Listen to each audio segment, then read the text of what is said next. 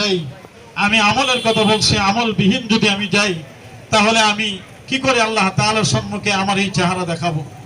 তো আসলে ওনার বিভিন্ন আলোচনা আমরা বাস্তবে যে আলোচনাগুলি উনি অতীত করে গেছেন এইগুলি আমরা এখন বাস্তব রূপ দেখতেছি। তো আসলে আশা করি আমরা যে উনি শাহাদাতের মর্যাদা নিয়ে আল্লাহ তাআলার জান্নাতের সর্বোচ্চ জান্নাত জান্নাতুল ফেরদাউসের মেহমান হিসাবে তিনি গৃহীত হয়েছেন, আমরা আশা করতে পারি। এবং সাথে সাথে আমি যে কথাটা বলবো, আসলে আল্লাহ ওয়ালাদের জন্য দোয়া করা এটা তাদের উপকারের চেয়ে আমাদের উপকার বেশি। সুবহানাল্লাহ, তাদের চেয়ে আমাদের উপকার বেশি। তাদের রুহানি দোয়া আমাদের আসবে, তারা তাদের জন্য দোয়া করতে পারবে না, কিন্তু আমাদের জন্য দোয়া করতে পারবেন। এই জন্য আমরা এই মজলিসে উপস্থিত হতে পেরেছি। আর আমরা দীর্ঘ সময় আমাদের ওই নেতৃবৃন্দ ওনারা আলোচনা করছেন, আমরা শুনছি। আসলে দলমত নির্বিশেষে আমরা ইসলাম, আমরা মুসলমান, এই হিসাবে আমরা আপনার বিগত সময় আমরা যে পার করছি কি অবস্থা, জবান খুলে কোরআনের কথাও বলা গেছে না, ঠিক কিনা বলে?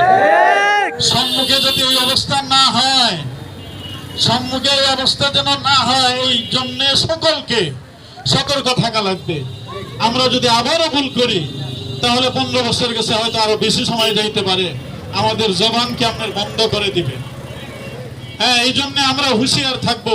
আর পরস্পর আমাদের আল্লাহর জন্য আমরা একজন আরেকজনকে ডাকবো।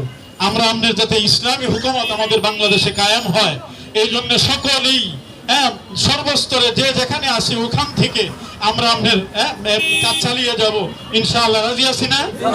আল্লাহ তাআলা আমাদেরকে তৌফিক দান করুন।